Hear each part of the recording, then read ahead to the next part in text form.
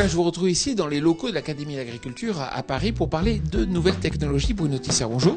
Bonjour. Alors, vous êtes ancien chercheur à Montpellier Supagro. J'ai une question à vous poser. C'est vous qui avez lancé la filière agrotique. C'est une filière qui permet de former les ingénieurs, notamment à tout ce qui est nouvelles technologies en agriculture. Donc on voit que c'est un secteur d'avenir. Et pourtant, force est de constater qu'aujourd'hui, peut-être, il manque certains étudiants motivés pour s'inscrire. Pourquoi ? Alors déjà pour commencer, je ne suis pas tout seul sur l'option agrotique, on est toute une équipe, 2 écoles, Montpellier Supagro, Bordeaux Sciences Agro.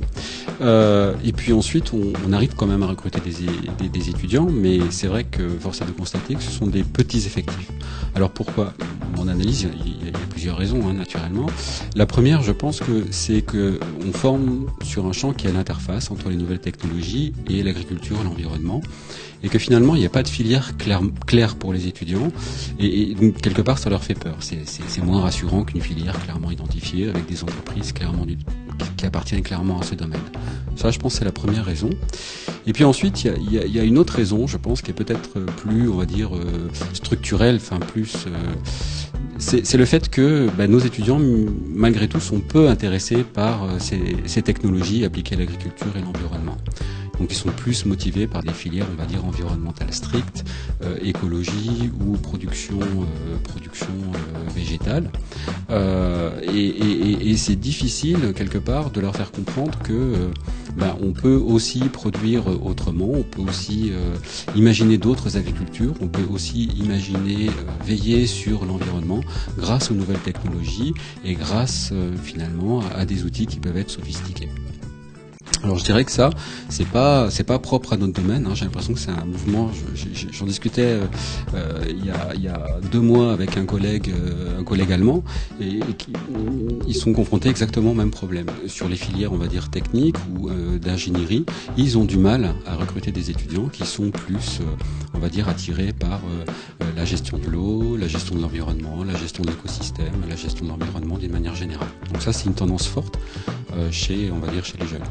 Alors c'est vrai que pendant une décennie, au début des années 2000, on nous a bassiné avec l'écologie. Peut-être qu'on a oublié tout ce qui est nouvelles technologies. C'est pourtant porteur d'emploi. Vous, concrètement, qu'est-ce qui serait intéressant ? Qu'est-ce que vous attendriez du ministre pour justement être capable de promouvoir peut-être une Green Silicon Valley à la française avec tous les emplois à la clé ? Alors je ne sais pas si c'est quelque chose qu'il faut demander au ministre directement.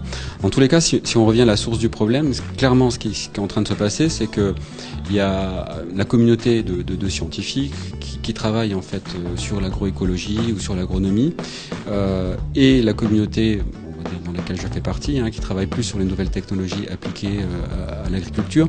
Clairement, il y a un fossé. C'est-à-dire que ce fossé, il faut le combler absolument. C'est-à-dire il faut imaginer quelque part tous les nouveaux itinéraires possibles ou inventer une nouvelle agronomie en incluant les nouvelles technologies.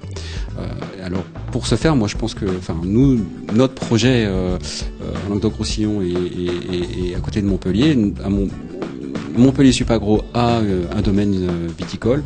Notre projet, c'est vraiment d'inscrire ce domaine-là, de faire un domaine en fait exemplaire de ce point de vue-là, numérique, connecté, avec un partenariat industriel, des aides naturellement au niveau régional.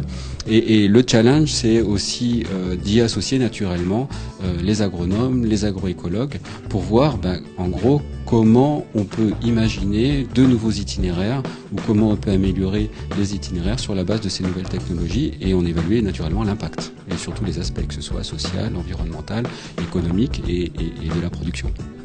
Très belle initiative. C'est un projet, ça a déjà une échéance possible à envisager ?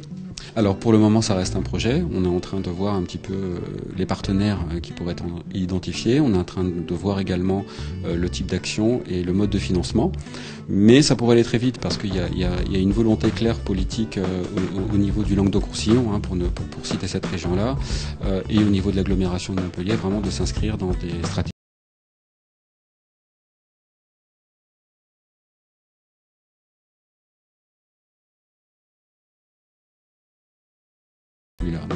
Donc, et ça pourrait aller assez vite finalement.